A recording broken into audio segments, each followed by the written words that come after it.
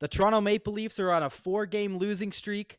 Halloween's tomorrow, but the scariest thing is happening in Toronto Maple Leafs sweaters. But the Leafs cast has answers for you on how to fix the Maple Leafs. The Leafs cast is back now. Great pressure here from the Maple Leafs. What a brutal week. Riley on the left wing side. Top to Marner again. Top of the circle. On to Matthews. Holds a pass in. Deflected by Nylander. Over top of the goal. Another chance for Willie. Another shot stop. Tavares scores! Oh, goals. Those would be nice. Welcome back to the Leafs cast. Tim Allison looks like he's been crying. It's been a rough one, okay? Here's the thing. I've been a hockey fan all my life. And I gotta say, this year, soccer has been outpaced. I just watched the Hamilton Forge win the championship. And it was like, man, sports can not be painful sometimes. And then I immediately go and watch this Leaf game. And it's brutal. Brutal. It's a real tough week for the Maple Leafs. I feel like this Anaheim game was the worst of them all. Just when you had hope that there was going to be a little something that was going to give you, some Sammy smiles. Nope, this team's the worst. This is the life of the Leafs fan, and we're stuck with it. It is funny you bring that up, Tim, because I had these same thoughts. I'm sitting here watching the game. It's a Sunday night, and I'm like, I got other stuff I could be doing right now. I have other things. We all have other things we could be doing right now. We're dedicating it to the Leafs because we love this team. We're stuck with them. I don't know. It's a love-hate thing, but we're here to talk about it today. I'm glad you had a good time with the Forge, but let's pull it together. Holy smokes. All right. So your Toronto Maple Leafs, 4 games this week, the end of a back-to-back tonight, and the Leafs have gone 0-4 on their California road trip. We do have one win against a Western Conference team. 2 wins. Did we beat the Coyotes? Oh, yeah? No, we lost to the Coyotes. No, we beat Dallas. Yeah. We did. We proved we can win in overtime sometimes. My goodness, we played a lot of Western teams. Anyway, a loss to Vegas on Monday night, 3-1. Sharks on Thursday night, 4-3. The Kings last night, 4-2. And tonight, a mere, 35 minutes ago, a 4-3 loss to the Anaheim Ducks that my wife barely even knew was a team. She's like, who's ANA? She didn't really know where Anaheim was, but anyway. Usually if we don't record minutes after a loss, unless if it's the playoffs, we'll defer to at least a day to give us something positive to talk about. I feel like there's nothing that you need to let meditate though. I feel like we didn't even watch 4 games. We just watched one game that was 12 periods long of the same thing of the Leafs. Well, hold on. Maybe it was the Leafs showing up for 4 out of the 12 periods in various games, and that's about it. And it's just the same thing. It's the same thing we saw before these 4 games. It's so obvious the reasons we're losing, and it's so not obvious the reasons why it won't continue, because for all I know, it's just going to keep continuing. I don't know. It's brutal. Well, maybe rather than get into the individual games and maybe some of the things that happen, unless you guys have things you want to touch on tonight, maybe it's best to get right into the conversation at hand on what we 3, I'll call us experts in the field of Toronto Maple Leafs feel. Experts at critiquing the Toronto Maple Leafs. Feel is the answer to fixing the Toronto Maple Leafs. A Maple Leafs team that, so far this season hasn't gotten it done. Below 500, by the way. I was thinking about that as the game was starting. I was like, tonight, we will either be, at the end of tonight, we'll either be above 500 or below. And that's 2 very different, looks to the team. No, I think we're on pace for a sub 80-point season right now. It's startling how bad this season has started off. We're below the Montreal Canadiens, a team that aspired to be 32nd in the NHL this year. Tim or Ryan, I feel like it's not even the wins and loss and the points though. Last year we got off to a really bad start. We had a lot of L's at the beginning of the season. And I remember, things were panic mode in Leafland then. Yeah. It maybe it's just recency bias, but it feels more concerning now than it was back then. This it's just we just look bad. We look really bad against really bad teams. Anaheim was like 31st in the league at goals for, 32nd at goals against. We lose 4-3. We barely make it to overtime. We only make it to overtime because the refs blew a stupid call and decided to give it back to us like Yeah. goaltender interference. Are you kidding me? Against Anaheim? And that's like just the most recent that's on this list. It's pitiful. Well, okay. What was the record after the first handful of games last season? It was bad, but this does feel worse, and I'm Well, curious to know. what I was kind of pointing out is that like in years past, like okay, the regular season doesn't really matter with like wins and losses. Like Leafs obviously were projected to do fairly well this year. Goaltending kind of was a big question mark. But then and what you look for is like the process. You look for like sure if they get losses but are like playing well and dominating, you can live with that because there's an 80 game season. We're 10 games in. We have not deserved to win, I would say, any of these 4 games. No. Yep. And it's just like, do the players care? Do the players care? I look at these guys, they say the same things, and I don't know if they care.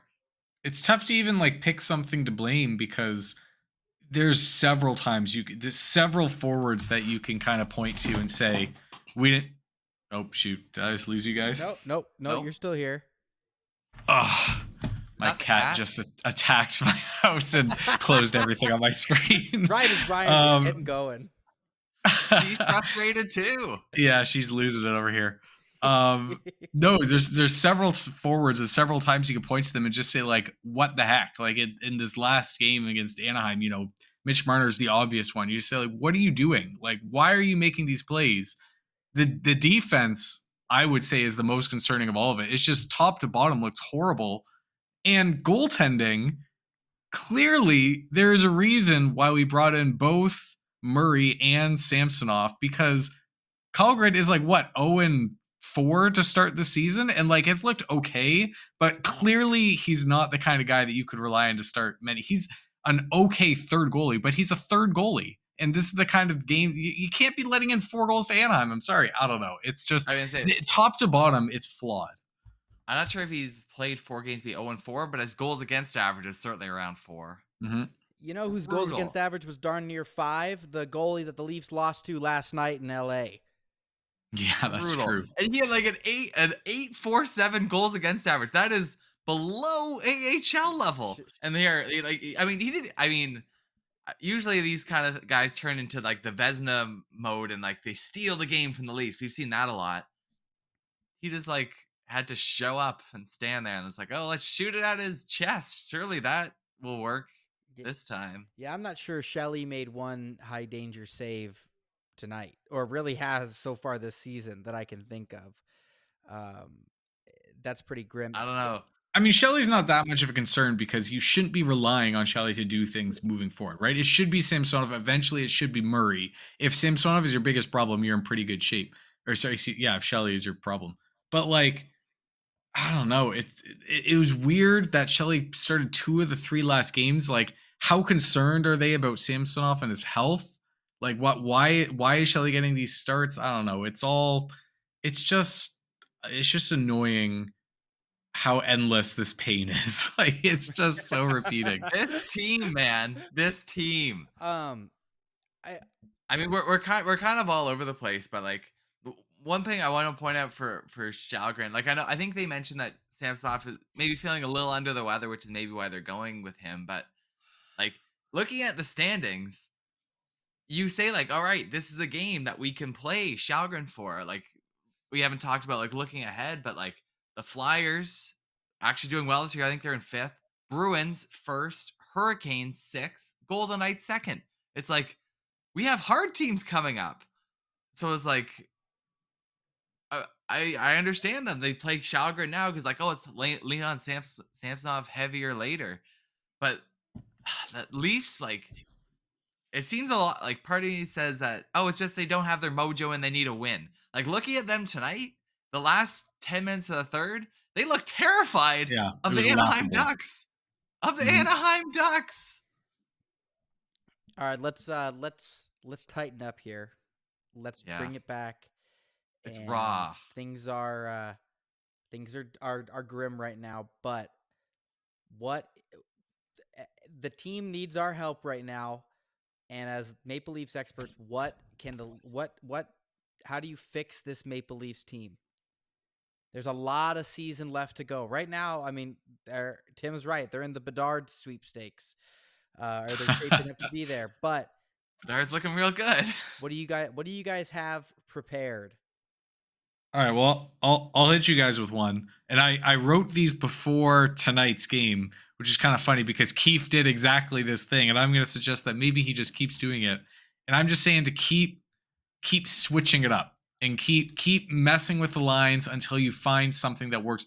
We have so many depth players, and unfortunately, we went into the season thinking that we had a whole bunch of third liners. Now it looks like we have a whole bunch of fourth liners. But every night we have like 3 or 4 forwards who could be rotating in and out, or several other players who could be moving up or down the lineup. And maybe it's just about like finding the groove that works and riding the players that are hot. You know, Tim, I remember years ago, I feel like it's been 10 years now.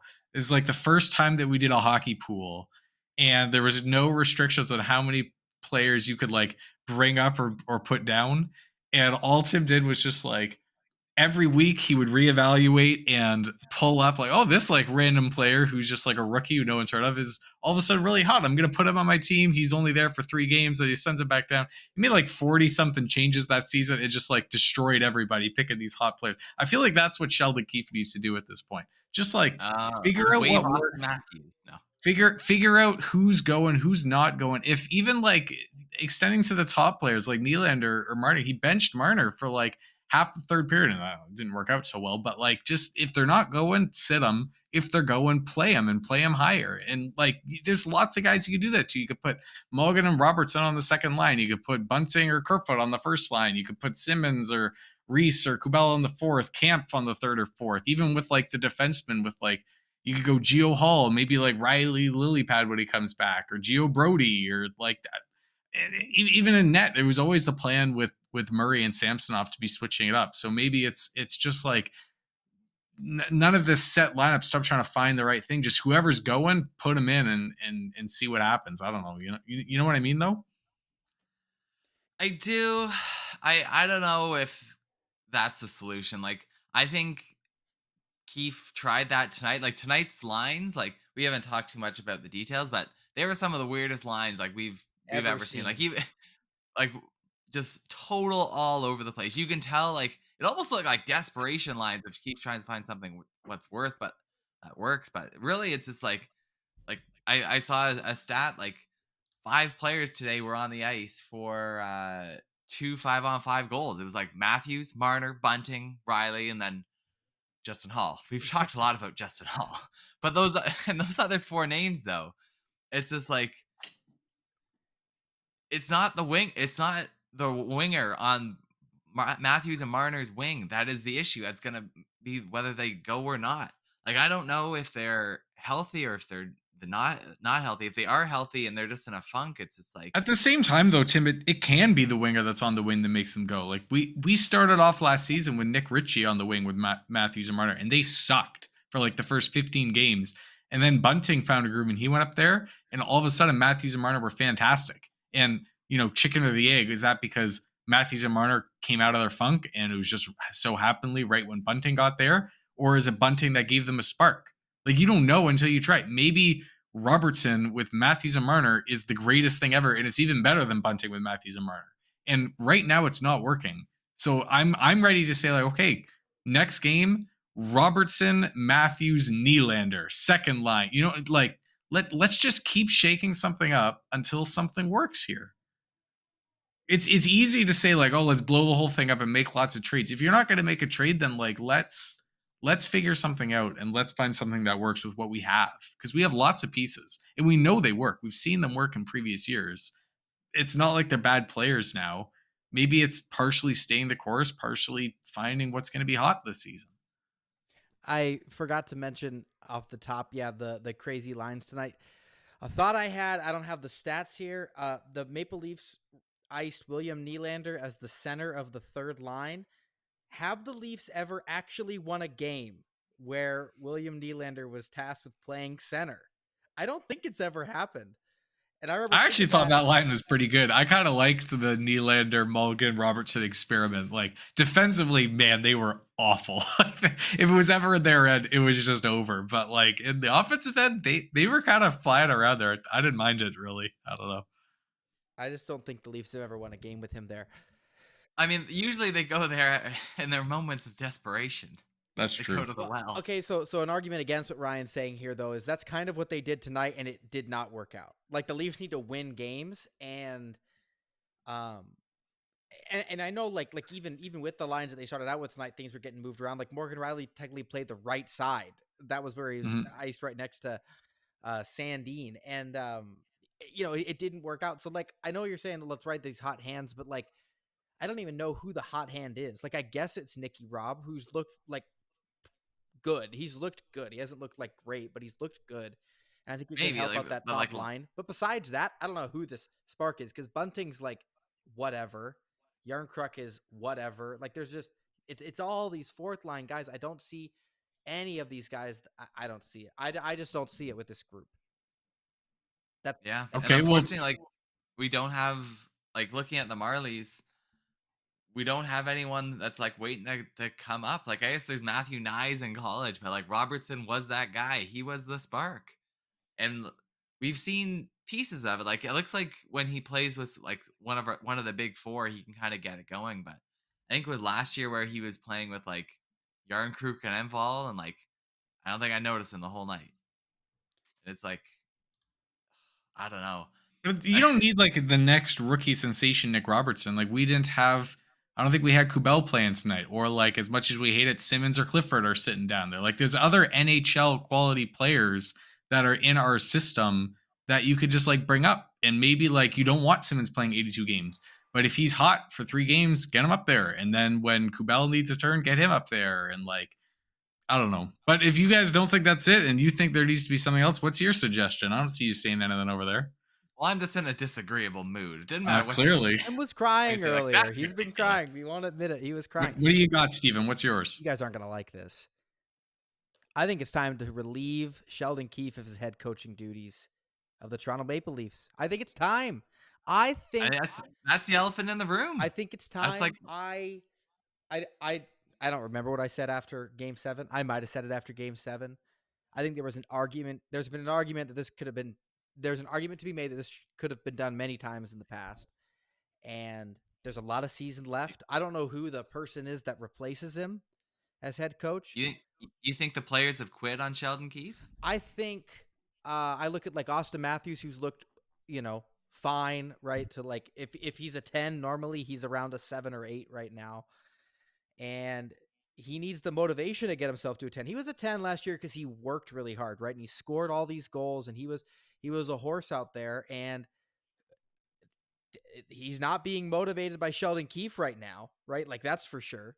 Like so if that's not motivating him, he's already got the money. He's already won his MVP. I get it that like a lot of the guys in this team are tired, and none of us were calling for the Leafs to completely blow up this roster right now, but it's starting to look like that that is what needs to blow up. Sheldon Keefe being gone. The Jays did it midway through the season this past year, where a lot of people even thought, a lot of smart baseball people thought it was the wrong move, right? Like they just went on a little bit of a Did skid, they? and it ended up being the right call. The Bruins fired Bruce Cassidy this offseason. They're in first place.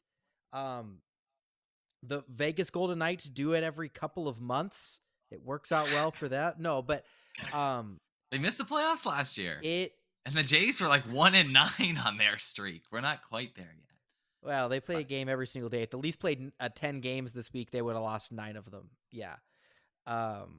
Actually, for the season being half as long, losing 4 games in a row is like the equivalent of 8 in baseball. But That's our mathematician, Timothy Allison. oh yeah, math. I put that math in my calculator. Gets a crying emoji. I think I think the Leafs are a mess right now because I think the roster is rough. I think it's a fail on Kyle Dubas, who I was pretty upset with this past week when I was just looking at this team losing and saying that like I also just feel like they don't have the horses. So where in past seasons I think Sheldon Keefe did some like he when he has just an all-star roster was doing fine with it but not excellent. Now he does not have an all-star roster and he's failing. So we need somebody who can elevate the group. So is what you're saying to fire Dubas and Keefe, or you Well, you blame can't Dubas fire but just Dubas fire Keefe? mid-season. I think there's an argument, and we'll see how the rest of this season Because goes. like But here's the a thing, lot of the because decisions that Kyle Dubas made this offseason are hurting the team right now. There's like $12 million of players on LTIR right now that we knew were an injury risk going into the season that Kyle Dubas made the decision to sign to a contract. Right? That's hurting the team right now. We can't just fire Dubas right now. And I understand that like Dubas gets a lot of W's, but I said it in the chat earlier in the week that like he really does shoot like 50% though, because Yarncrook sucks. Like this guy sucks. He's not going to help the team. So hold on. Before you're saying Yardcrook sucks, Richie sucked. Okay, yeah, so Yardcrook does that's on not the suck, 50%. but he's definitely not a hit. All right.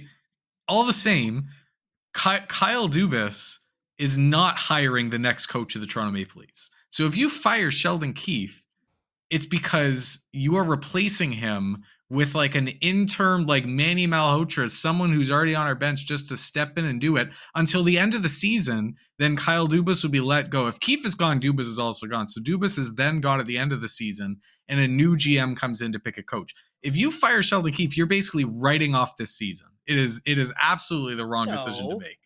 Absolutely. It worked You out for telling the me that one of our Jays. assistant coaches is going to do better than Sheldon Keefe? We have Sure, a why lot of not? assistant coaches. Why We have like not? 30 assistant coaches. No, there's nothing to say that the boys have quit on Sheldon Keefe. For everything that I know from the people actually in there talking to the guys, he still has the room. He still has the ear. There's nothing to say that Sheldon Keefe should be fired here. It's because what, you've lost like 4 games? No. Do you not look at the team and say that they're not like that a proper head coach that was motivating this team would help? Right? Like you can't just say, "Oh yeah, they haven't lost the room." It looks like the room is lost. These guys Steven, who was the last coach that was fired before 10 games into the season? Tell me the last coach that was fired earlier than 10 games. No. Minimum 25 to 30 is the minimum. Bruce Boudreau in Vancouver was maybe 1 or 2 games away. Like if they had lost a couple, he would have been done. But they got his win. He got his milestone. Unless if you start the season 0-10, it doesn't happen that early. It's not happening that early. Maybe a few weeks from now we could have that conversation if this is continuing. But I don't think I'm expecting it to continue, and I don't think that even if it does, we're gonna have this conversation. All right, guys. You're ready for saying that like it shouldn't fix? happen because it doesn't happen? But what if it happened and it worked, right? Like what if it was the right move? You're saying the same thing about Mike Babcock 3 years ago. We're just saying like this is the right move. Thank you, the savior of the Toronto Maple Leafs, Sheldon Keefe, who by the way is the highest winning percentage of any coach in the history of this 100-year-old franchise. And you're saying to can the guy because of a 7-game slow start? He has like one of the best rosters in the entire NHL. Does he? Because you were just torching the roster about 2.5 minutes ago. Well, he has the best like this collection of stars. The reason why anybody's listening to this podcast, and the reason why even though the Leafs are 0-3 on the week, they're still going to be picked to win over the Anaheim Ducks because they have these elite players, and like it's a formula that should work. But Steven, these elite players you're referring to are the same players who have been in this core of the team for the past like 6 years, who are also under Mike Babcock. So at what point do you stop blaming the coach and say these players either need to go or need a proper kick in the butt because it's on them? It's not on the coach. The same problems we were talking about 4 years ago are the same problems we have now. So maybe it's not the coach. I'm suggesting the coach because that's a realistic thing that could be done right now. It like after tonight, like if a team came calling saying, "Hey, like I'll give you this haul for Mitch Marner that'll help the Leafs win the cup right now," sure, maybe I'd listen. But like you're not moving $11 million of salary cap space right now. That's just not happening right now. Like no team has that. Well, we haven't heard Tim's fix for the Maple Leafs yet, and maybe that's it. Clearly not. I've been listening to you guys just go off and off and off and off. And it's Tim, like, have you been here? Are you?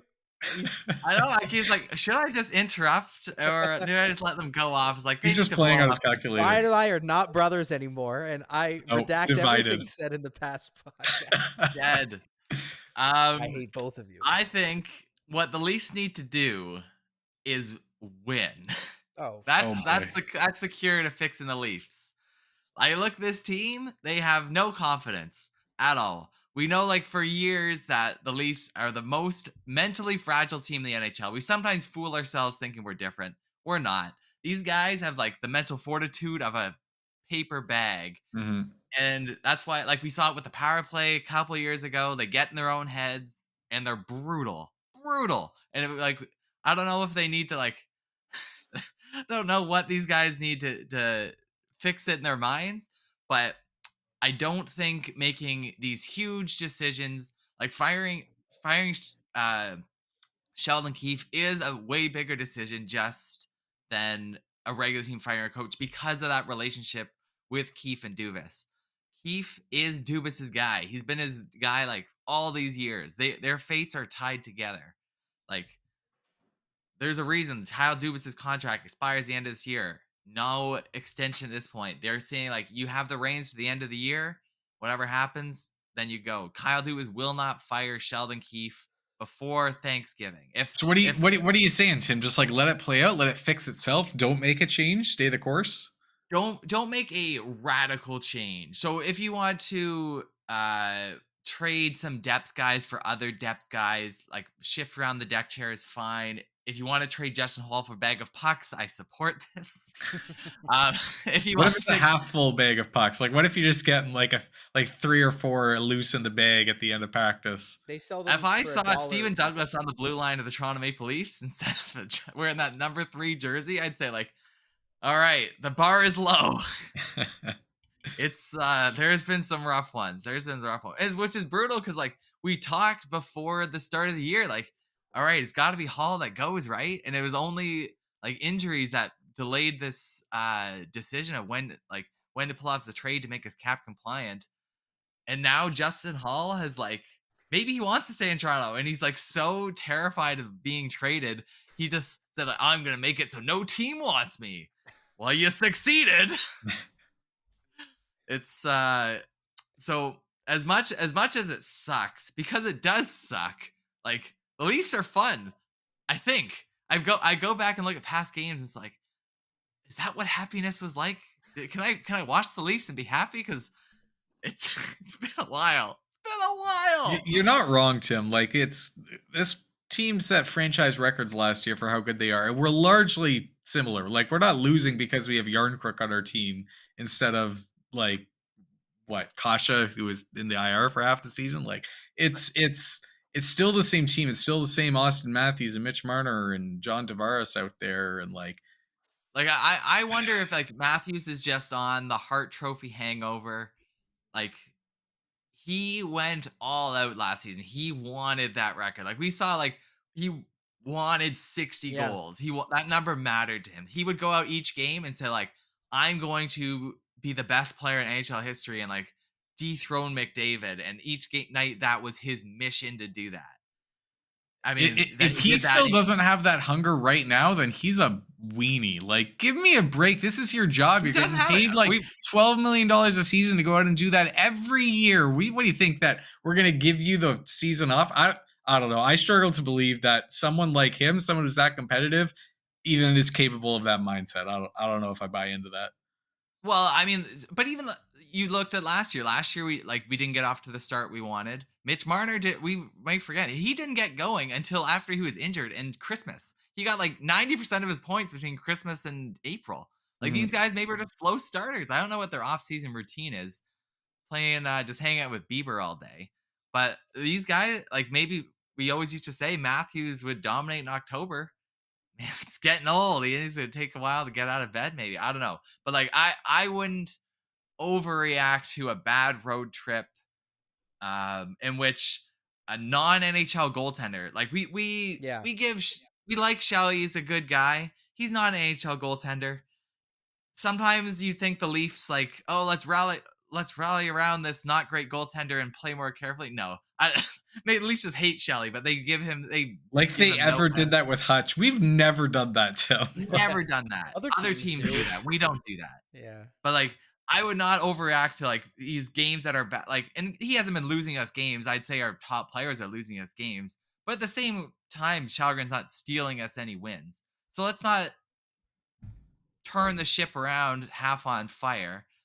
Let's Put out the let's fire. subject ourselves to more pain and like What but do you here's have the to thing. say, Steven? What do you think? Well, I feel like what Tim's saying is like he's not completely disagreeing with where I'm at, but he's saying that right now is too early. So my question is like, because the potential outcome of this season is that the Leafs, completely missed the playoffs. You've pissed away another year of, prime Matthews and Marner and Nylander and, and then you just go at it again next season, right? But so if the Leafs are still sub 500 in a month, what do you do? What do you do then? That's another podcast. But what do you do then, right? Do you agree with me then? Because like maybe what I'm saying, I was feeling this way on like Wednesday, but like I was like, I want to see how some of these weekends games going. But how much longer do we let this continue? What if No, it gets worse? if you're still there a month from now, then yeah, I agree with you that not necessarily Keefe should be fired, but those conversations should be happening. Like they're deservedly happening, or big trade on the table. Like if they're still there in December of a sub 500 team, something needs to change. That is too far into the season. But I don't but we're not there now. Is what I'm saying. Like it's too early now to say like let's fire the coach 9 games into the season. It's too early for that. What were you gonna say, Tim? This team. I was gonna say there's a stat that Elliot Friedman always posts around American Thanksgiving, and where he posts that like the teams like in the past 10 years or so, there's only been like five five or six teams that been out at a playoff spot at Thanksgiving to make it back in the playoff picture. So you can almost end like you have a really good indication 2 months into the season about who's going to be in the playoffs. There's only a handful of teams that make it back to then. Granted, like some teams that have done that include the St. Louis Blues, which went on to win the Stanley Cup. So maybe he stopped posting that chat after they won. But the 10 games is too early to totally turn around this roster, I think. All right, let me make a suggestion then. It's not totally turn around the roster, but I think if there was one change that you wanted to make, I would say let's bring in a defenseman. I think of the 3 positions that are not coach, that's the biggest one that's like I don't see it. Even with Liljegren coming back soon, I think that's the biggest one that we could use an upgrade on. Because honestly, I don't think any of our other 5 defensemen have been particularly great, except Giordano. I actually would say that he's been our best defenseman this year. Like better than Brody, better than Riley. He's about 10 NHL players better than Hall. Like he's been good. But I'm open now. Like let's look into moving Muzzin. Let's look into moving Kerfoot. Definitely Hall. Oh my goodness, it just keeps getting worse for that guy. Clear out some room, and I have 3 names that I would target as a defenseman. Are you guys ready? I don't know if we were ready for trade bait, but these are my 3 names that I want. All right, the first one is Ristolainen on Philly right now. He's 27. Oh my goodness, get out of here. 5.4 million cap hit. This is like your money mover, your big ticket. This is like the trade deadline mover. You bring him in. He even shoots right. This is someone who's going to be like a statement. You bring in Ristolainen, he's on the Leafs. No, shut up. We got Braun, also on Philly, 34, only 1.8 million. Justin Braun. He's 6'2", over 200 pounds every night, and he's a veteran. He's someone you could put out there, and you're going to trust what he could do. The last person I have is Ilya Lyubushkin, Arizona. Dubas loves going with what he knows. Bring him back. Put him with Riley. Frees up Brody to play with someone else. Those are my 3 ones. Yeah, I knew you were going to get me on that Ristolainen one, Tim. But I if I'm going to pick some defensemen, I want someone who's going to make a statement. I think all 3 of those guys would make a statement on the Right. Ristolainen makes $5 million for the next 5 years. That is one of the worst, one of the worst contracts in the entire NHL. Oh, dude, No, this The it's not entire that. NHL. Yeah, you get it retained though. Like it's not like you're pulling in the full 5 point whatever million. Like you get that at half retained, I'm and not even you going to make it devote work. more time in this podcast to that. That idea is ridiculous. Well, it was my third. It was my least Ilya- favorite of the three anyway. I really, if I had to stick my name on one of them, I'd say let's bring back Lyubushkin from Arizona. That's All right. where Well, first off, call up Buffalo because that's where he plays, not Arizona. Oh, you're right. Good point. Like Richie plays Arizona. We're not Yeah, bringing yeah, him yeah. That's back. what I was thinking. Oh my goodness. We have to go to Buffalo for talent upgrades. Mhm. How the mighty have fallen. Hey, Buffalo's third in the division though. if we're trading for a guy, I know we talked about it the last pod. Let's bring in old Jacob Chikrin. If you're talking about a defenseman, a guy who wants all that smoke, he's like faking an injury right now so that he doesn't have to play another game for the Coyotes in the old Mullet Arena. Um, you know what I mean, right? Like, I don't know. You're probably right. All of our defensemen are bad. They're all bad right now. They cannot get out of Mhm. their own zone, and um, it's troubling. So, I I mean, I mean, would be against it it's honestly at this point. Like, I'm a lot more tempted at the Chikrin stuff than I was even a week ago. Like, it's 4 straight games that our defenseman has just like brutal top to bottom. the only thing that holds me back about Chikrin is like it's gonna take all of our spending money to bring in Chikrin. So that's kind of like our one shot at fixing it. If we bring him in and it doesn't work out, if this injury he's faking is actually legit, because he has had quite a few yeah. injuries the past little while. Granted, I wouldn't trust the Phoenix Coyotes medical staff to. Tim Dubas loves rolling the dice with injuries. Like, let's bring back Loophole. Let's bring back Joffrey Loophole on our team. It is strange how, like, I don't know, my mindset's really changed. Um, where like I'm just so ready to like lose in the long term on one of these deals now to bring in somebody. Like a month ago, I would have been like, I wouldn't trade Matthew Nyes for anybody, right? This guy seems like Mhm. the truth. And now it's like, okay, if Matthew Nyes trade, right? Like either you need to start playing for the Maple Leafs or we're gonna trade you for someone who can play for the Maple Leafs, right? Because the Maple Leafs need somebody right now. Like, Well, I it's a don't hard know, but position to be in. It's easier to like. It's if you have a really good team, then you want to bolster it and say we're going for it. Are you saying that like you want to trade away your future just to like take our team, which is bad, to hopefully be good? I would You say, know what is I this mean? the Like it's season?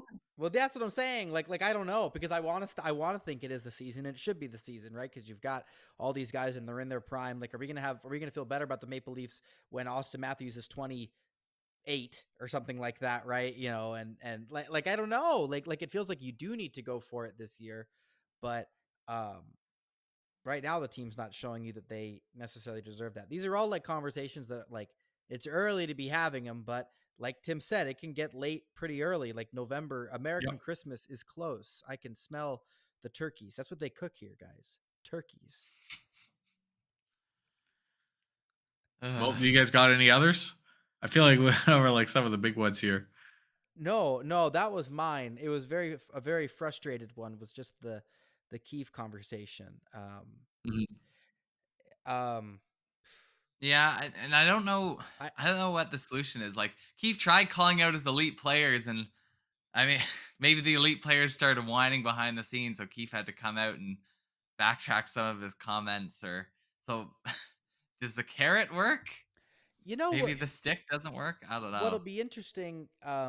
And we'll I'm pod done with again. coddling these millionaires, though. We will pod again, but how the Leafs do after this week, right? Because even though we're very doom and gloom about the Leafs right now, I would not be surprised, and I would honestly bet on them, not necessarily to win, but to really play well on Saturday against Boston. Like I can see that, right? Because it's still like it's still these If they're guys. gonna get up for a game, get up for that game. Like I mean, I did. I think I predicted it last week. You guys are talking about playing these bottom feeder teams, and I told you guys, we never show up against bottom feeders. It's always the big teams. But And like I feel like all week I've been saying like when we just got schooled the last game, like we are gonna show up the next game, like we're gonna show up big, and then we sucked. And it's like, okay, now we're really gonna show up and make a statement, and then we sucked. And then it's like, okay, Anaheim, worst team in the league. We are tired of this. We're gonna show up, and then we just suck. And it's just like, how could you say you have any faith that we're gonna show up against Boston, who's the top team in the league right now? Like it's if anything, like they're the team that's just going to school us and show us exactly who we are. Well, I think the reason why though is because like at the end of the day, Austin Matthews is better than anybody that's on that team, right? And so like if Pierre Engvall is better than anyone who's on the team we face tonight. no, I know, but I'm saying like it's the Leafs. It's exactly what Tim was just saying, right? Like they do play down to the teams that are worse than them, and typically they play up against these good teams. We haven't seen Boston in a long time. Like I am looking forward to that game.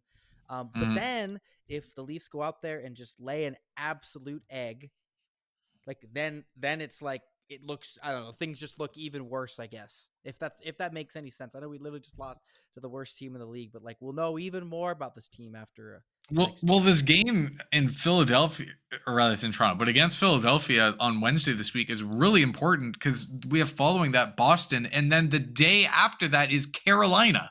Like recently, the Athletic came out with their power rankings for the leagues. Number one was Boston. Number two was Carolina, and that's our back to back. So, like, we really got to right the ship here big in Philadelphia, so we have some confidence going into this weekend.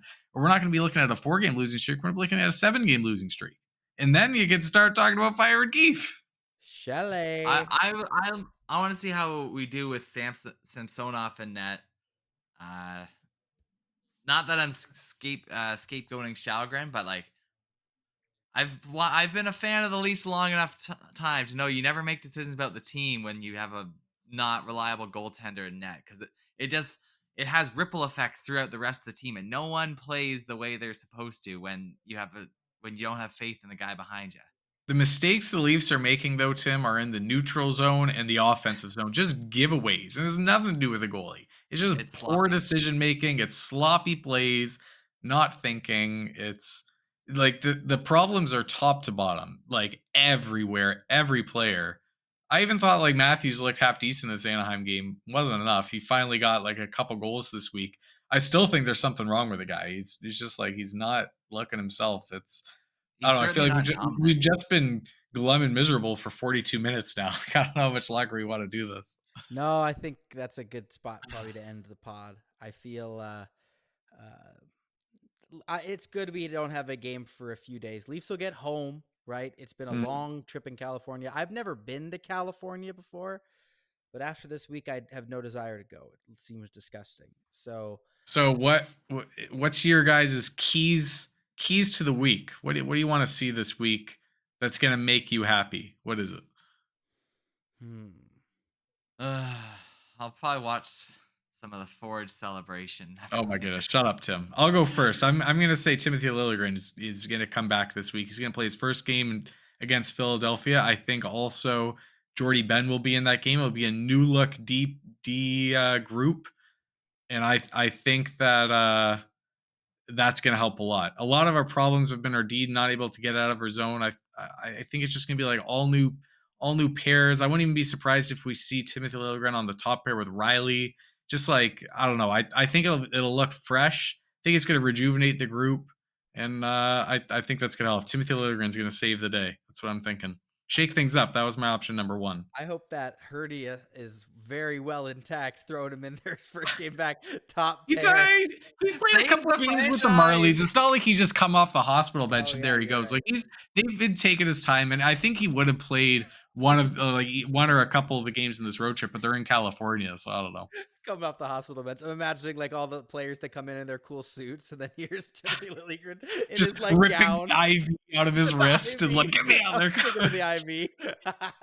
And Keefe is like, I need you to save my job, but Steven's coming for me. Who's Steven? Who is that What do you guy? got? Who's What do that you guy? got? Well, I mean, aside from like just a freaking win, that would be remarkable. Like I have faith that Samsonov's going to come in and play well on Wednesday. Um, it's really the we need one good line. I know we're talking about changing things around all the time. I want to see one good line that's working that plays together for a couple of games this week. Like Hmm. I would love to see what you suggested earlier about putting Nicky Robb up on that top line. I think he wouldn't seem out of place there. Bunting certainly doesn't deserve that spot right now. I'm glad that we're getting this lengthy look at him right now because contract's got to be decided on that Before guy. we signed him to an That's what I'm 8-year deal saying. Yeah, Yep. that's where it's like, man, after it's two good to make that games. call. So, That's what I want to see at the end of this week. I feel like the easiest spot is, find which one of these remaining 10 human beings on God's earth can play with Matthews and Marner on the top line. If All that's right. what needs to continue happening, those two Maybe it together. won't be So, Matthews Marner. yeah, maybe it won't be. Shoot, throw Tavares on the wing. Rye, does that go into your mixing things up? I'd like it at this point. I like it. It's not like I just Mitch wanna Marner see- is in Sheldon Keefe's good books right now. I just want to see like one line that like is good that I can be happy with. All right, this line is out here. Things will be okay. You know what Because line? I don't have that right now. You know what line was going? I said this on, I think, the end of our first pod of the season. That fourth line of David Kampf, Czar, and Knack. Get that one back. Get it back. Oh my Kubel god. was that. sitting tonight. He wasn't even in the lineup. Sit everybody. Oh boy. That's a new one. Sit Well, them. bring before up, we go, go ahead. Bring up what is his name? Curtis Douglas. Yeah, this lineup needs a Douglas. Are you guys ready for your fun fact from that Anaheim game? Oh gosh. There was 1 point in the game where the score was 3-3 in the third period with 3 minutes and 33 seconds left on the clock, and the shots were 33-33. True story. Thanks, Ryan. I just looked up at the clock when watching the game and I saw that and I had to write it down. I said it's too sweet. There wasn't anything fun going on in Anaheim tonight. Thank you. Yeah. Respectfully. That was the highlight. Brutal. Make a wish. Somebody check on Check us out on YouTube. Oh yeah. YouTube, baby. We'll do a separate episode. We'll intro that. But for now, you listened to this far. I know that you can watch us on YouTube. You watch it again. You can see the tears Tim is crying.